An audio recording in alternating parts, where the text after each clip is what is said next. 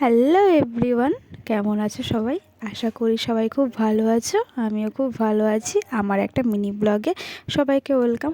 অনেক দিন পর তোমাদের সাথে একটা মিনি ব্লগ শেয়ার করছি। দিনটা ছিল 17ই সেপ্টেম্বর, আমার একমাত্র বোনের জন্মদিন। বোনের বার্থডেটা একদম ছোট্ট করে সেলিব্রেট হচ্ছে। একদম আমরা ঘরের কয়েকজন মিলে সেলিব্রেশন করছি। ওই যে বেলুন হাতে যিনি দিল উনি আমার শাশুড়ি মা। উনি সব বেলুনগুলো সাজিয়ে দিচ্ছিল, আর যে বেলুনটা টানিয়ে দিচ্ছিল ওটা আমার বোনের বান্ধবী। ওই কিন্তু সব বেলুনগুলো ফুলিয়েছিল। আমাদের বেলুন সাজানোর মধ্যেই বোন আর বোনের জামাইবাবু দুজনে মিলে কেক নিয়ে হাজির। কেকটায় যেন একটা স্ক্যাম হয়ে গেছিল।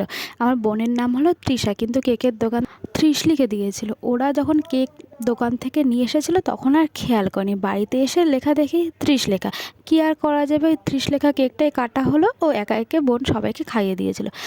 কেক খাওয়ানোর পরে দেখো বোনের অবস্থা, দেখো বোনের জামাইবাবু বোনকে পুরো ক্রিম মাখিয়ে ভূত করে দিয়েছিল। এরপরে আমরা সবাই মিলে বার্থডে স্পেশাল ডিনার করে নিয়েছিলাম। আজকের ডিনারে ছিল হলো বাসন্তী পোলাও আর চিকেন কষা। এই দুটো রান্নাই আমার বাবা বানিয়েছিল। আমার বাবা কিন্তু খুব সুন্দর রান্না করে। তারপর আমরা সবাই মিলে দেখো একসাথে মেঝেতে বসে খেয়ে নিয়েছিলাম। তারপরে ছিল পায়েসটা আর খাইনি। তারপর মিষ্টিকে বাড়ি চলে এসেছিলাম।